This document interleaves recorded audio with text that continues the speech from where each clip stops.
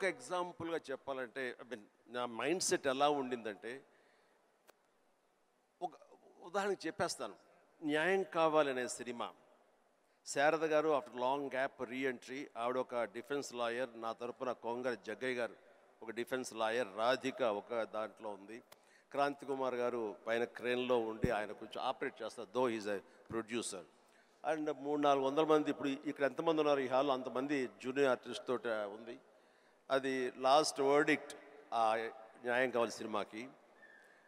So అందరూ రెడీగా ఉన్నారు, నేను బయట ఉన్నాను. అసిస్టెంట్ డైరెక్టర్ వచ్చి పిలిచాడు. పిలిచిన తర్వాత గబగ వచ్చేస్తే నా బోన్లో నేను నుంచున్నాను. అందరూ ముందు ఆయన, ఏంటంటే మేము కూడా పిలవాలా, వచ్చి కూడా పడి ఉండారా మీరు, ఏంటంట అప్పుడే సూపర్ స్టార్ అనుకుంటున్నారు మీరేమన్నా, ఉండండి ఇది పెద్ద పెద్ద యాక్టర్లు లేరా, జగ్గయ్య గారు శారద గారు అనేసరికి ఒక్కసారి గుండె పిండేసెట్ అయింది విజయ్. ఇందులో నా తప్పే ఉంది, బయటే ఉన్నాను, ఫ్లోర్ బయట, వాళ్ళు పిలిచారు, వచ్చాను, కూర్చున్నాను, ఎదురు తప్పేంటి, ఎందుకు అలా అరుస్తాడు, పైగా క్రెయిన్ పైన ఉండేసరికి ఆయన అరుపులు అందరికీ వినపడుతున్నాయి.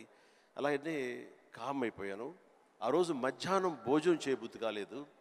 సాయంత్రం ఇంటికి వెళ్ళిపోయిన తర్వాత నా ల్యాండ్ ఫోన్ వచ్చింది. నేనే క్రాంతి కుమార్ని మాట్లాడుతున్నాను. చెప్పండి సార్. ఏం లేదు, శారద జ్ఞాపక శక్తి లేకో ఏవో తెలియదు, ఫిల్మ్ తినేస్తుంది. అప్పట్లో కోట 400 లేదా 500 అడుగులు మాత్రమే ఇచ్చేవాళ్ళు రోజుకి. ఆయన స్ట్రెస్లో ఆయన ఉన్నాడు, ఆయన కోపాన్ని దాన్ని నా మీద చూపించుకున్నాడు. బట్ అది కాదు నన్ను ఎంత నిర్వీర్యం చేస్తుంది, ఎంత డిప్రెస్ చేస్తుంది, ఇంతమంది ముందు నేను ఎంత అవమానానికి గురవుతాను అనుకున్నాను. కానీ ఆయన అన్న మాటలు, అవమానం అన్నీ పక్కన పెట్టి ఒక్క మాట మాత్రం నా మైండ్లో ఉండిపోయింది. అప్పుడు మీరు సూపర్ స్టార్ అనుకుంటున్నారా అని. ఎస్, అవి చూపిస్తా. ఆ ఒక్క ముక్క మాత్రం నా మైండ్లో, నా మదిలో ఉండిపోయింది. కసి పెరిగింది. ఈ అవమానాన్ని, దాన్ని ఆయన మీద రెవెంజ్ తీర్చుకునే కంటే కూడాను దాన్ని నేను ఎదుగుదలకు నా స్టెప్స్గా నేను వాడుకున్నాను. ఇది వాస్తవం విజయ్. ఇలాంటివి చాలా జరిగినాయి. నా అవమానాలను కూడా నాకు అనుకూలంగా మార్చుకున్నాను. అందుకని నా ఎవరి మీద ద్వేషం లేదు. ఎవరు ఏమన్నా సరే, ఏ చవాకులు పేలినా సరే ఇలా కూర్చొని నవ్వుకుంటూ ఉంటాను. సార్, ఎందుకంటే ఎంత హార్డ్వేర్ వచ్చాడు నాకు మాత్రమే తెలుసు. అంత హార్డ్వేర్ వచ్చాడు నాకు ఇవన్నీ తట్టుకో నా దాకా రాదు. That's it. ఇప్పుడు మీరు కూర్చొని మీ రీల్ పడుతుంటే ఇంద్రాలో మీరు చూసింటారు, చూడాలనిలో మిమ్మల్ని మీరు చూసినప్పుడు మీకు ఏమనిపిస్తుంటుంది సార్?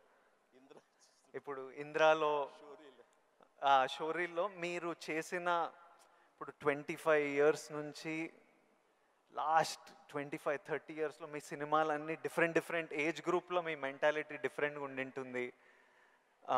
అప్పుడు మీ ఇమోషన్స్, మీ స్ట్రగుల్స్ డిఫరెంట్గా ఉండింటాయి. మీ టెన్షన్లు ఏదో సినిమాకి, ఇప్పుడు నాకు ఈరోజు ఫ్యామిలీ స్టార్ రిలీజ్ అవుతుంది, నా షోరీలు ఎప్పుడైనా వేసినప్పుడు నాకు ఎవడే సుబ్రహ్మణ్యంది పడుతుంటే ఆర్ పెళ్లి చూపులది పడుతుంటే నాకు సడన్గా ఆ రోజు నేను ఎంత భయపడుతున్నా నాకు గుర్తొస్తుంటుంది.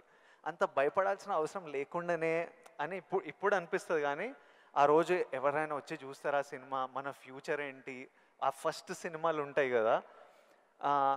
కొన్ని సినిమాలు చూసినప్పుడు అర్జున్ రెడ్డి అప్పుడు చూసినప్పుడు అప్పుడు ఎంత ర్యాష్గా ఉండేవాడిని, యంగ్ ఉండేవాడిని, మన జుట్టు వేరేలా ఉంటుంది, మన బాడీ వేరేలా ఉంటుంది, మన ఫీచర్స్ వేరేలా ఉంటాయి. మనం చూసుకున్నప్పుడే ఒకలాగా విచిత్రంగా అనిపిస్తుంటుంది, ఇమోషన్స్ వస్తుంటాయి. అలాంటిది మీరు ఇవన్నీ iconic films, for example Indra అయితే మేమంతా అసలు mad about Indra. Most of your films మీకేమనిపిస్తుంటుంది మీరు చూసినప్పుడు? నాకు పెద్ద తేడా ఏం లేదు. ఇప్పుడు మ్యూజిక్ వేసి వేడం బిట్ ఏమంటే వేస్తాను. ఇప్పుడు అప్పట్లో అలా వేశారు, ఇప్పుడు చూస్తుంటే ఇప్పట్లో అప్పట్లో ఆ రెండు నాకు ఇష్టం లేని పదాలు. ఎందుకంటే అప్పట్లో అన్నావంటే ఇప్పట్లో నువ్వేమి లేనట్టే అని నాకు అస్సలు అస్సలు కాదు. ఇప్పుడు ఇంకెక్కడో ఉన్నారు. అప్పట్లో కదా అని అనుకోను నేను ఇప్పుడేంటి, ఇప్పుడేం డెలివరీ చేయగలను, ఇప్పుడేం ఇవ్వగలను అనేది నా ఆలోచన. అలాగే ఉంటుంది. ఇప్పుడు మీరు అన్నట్లు ఇందాక షోరీలు చూస్తుంటే వైనా వేస్తాను ఇప్పుడు కావాలంటే అనిపిస్తుంటుంది.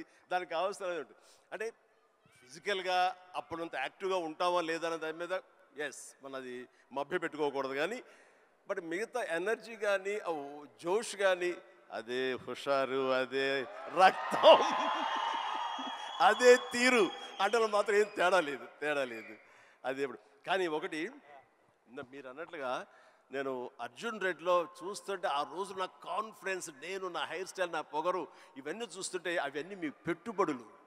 ఎస్, అది మీ క్యారెక్టరైజేషన్. నా ఉద్దేశం, నా సలహా ఏంటంటే ఎప్పుడు వాటిని వదులుకోకండి. అవన్నీ కూడా మీకు ఒక మీ క్యారెక్టర్ నిలబెట్టేటటువంటి మీ చుట్టూ ఉండే కంచు కోటలు అవి. దాని నుంచి ఎప్పుడు షార్ట్ అవడం కానీ దాన్ని అలా ఉండదు. ఎప్పుడు అదే పొగరుతో ఉండండి, అదే యాటిట్యూడ్తో ఉండండి. You will be loved by many millions of the people. అది మీ ఎస్సెట్. అది ప్రతి వాళ్ళకి ఒక ఎస్సెట్ ఉంటుంది.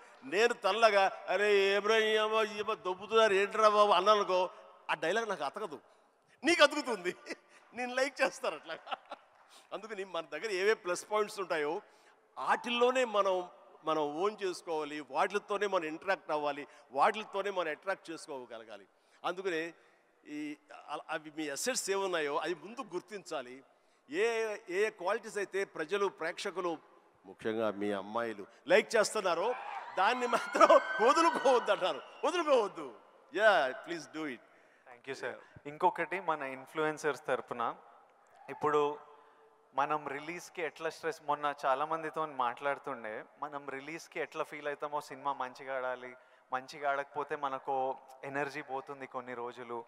వాళ్ళకు మనకి ఇయర్లీ 1-2 ఉంటే వాళ్ళు రోజు ఒక రీల్ పెడుతుంటారు, రోజు ఒక వీడియో పెడుతుంటారు, ఆర్ వీక్లీ పెడుతుంటారు. పెట్టిన ప్రతిసారి వాళ్ళకి ఆ రీల్ ఎంత రీచ్ అయింది, ఎంతమంది చూశారు, ఎన్ని లైక్లు వచ్చాయి, వీటి మీద చాలా స్ట్రెస్ పడుతుంటారు. మళ్ళీ మనకు క్రిటిసిజం వచ్చినట్టు వాళ్ళకి క్రిటిసిజం వస్తుంటుంది. సో నన్ను అడుగుతున్నారు, మీరు ఎలా డీల్ చేస్తారు ఈ క్రిటిసిజంతో? మనకు సినిమా నడవనప్పుడు ఇష్టం వచ్చినట్టు అందరు మాట్లాడుతుంటారు, అది పార్ట్ ఆఫ్ లైఫ్. వాళ్ళకి ఇంకా మీరు వచ్చినప్పుడు, ఇది ఇంకోటి, మీరు వచ్చినప్పుడు ఇట్లా సోషల్ మీడియా ఇలాంటివి లేవు. అప్పుడు ఈరోజు క్రిటిసిజం, ట్రోలింగ్ ఇవన్నీ ఇట్లా అంటుంటాం. ఆ రోజు మీకేముండేవి ఆ టైంలో, అండ్ దాన్ని మీరు ఎలా డీల్ చేసేవారు?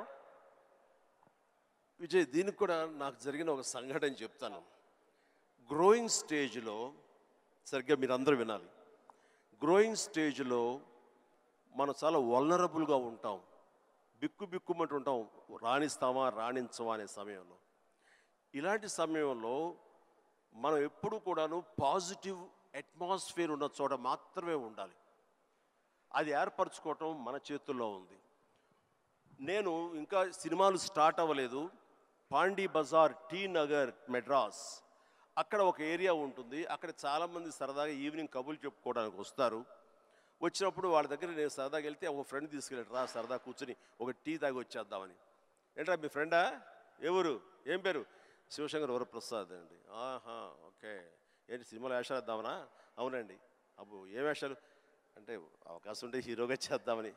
రే ఇట్లారా, వీడు ఎంత అందంగా ఉన్నాడు చూడు, వాడు ఫోక్లోర్ ఫేస్, ఎంత చక్కటి ముక్కు, వాడికే దిక్కుదివాడం లేదు, ఈయన హీరో అయిపోతాడట. అరే బాబు, మేమంతా అదే పరిస్థితిరా, చాలే అన్నాడు. ఎందుకు హుషారుగా వెళ్ళిన వాడిని తిరిగి ఎంతో నిస్సారంగా డల్ అయిపోయి రూమ్కి వచ్చాను. వచ్చిన వాడిని ఎందుకు వెళ్ళానా అక్కడికి అని, నేను ఏ వ్యక్తిత్వ వికాస్ పుస్తకాలు చదవలేదు, ఏ గురువులు లేరు, ఏ సద్గురువులు లేరు, నాకు ఎవ్వరూ లేరు. ఆ టైంలో నా ఆంజనేయ స్వామి నేను ఇంటరాక్ట్ అవుతాను, చేసుకుంటాను, నా బాధలు ఆయనతో చెప్తాను, ఆయన నాకు సమాధానం చెప్పినట్లుగా నాకు అనిపిస్తుంది, ఆ సూచనలు తీసుకుంటాను, తద్వారా అలాగే నేను వెళుతూ ఉంటాను. నేను ఎవరు వెళ్ళమన్నారు అక్కడికి? వాళ్ళందరూ దిక్కుమాలి అదోలు కదా, ఫ్రస్ట్రేటెడ్ పీపుల్. అక్కడికి వెళితే నీకు ఉత్సాహం వచ్చేస్తాను అనుకుంటావా? మన ఇద్దరం కూర్చున్నాం కదా, మన ఇద్దరం సరదాగా మాట్లాడుకుంటాం కదా, నేను ఎంకరేజ్ చేస్తున్నాను కదా, ఎవడెళ్ళమన్నాడు రా అని. అవును స్వామి, తప్పైపోయింది, నేను వెళ్ళకూడదు, చిచ్చి చాలు.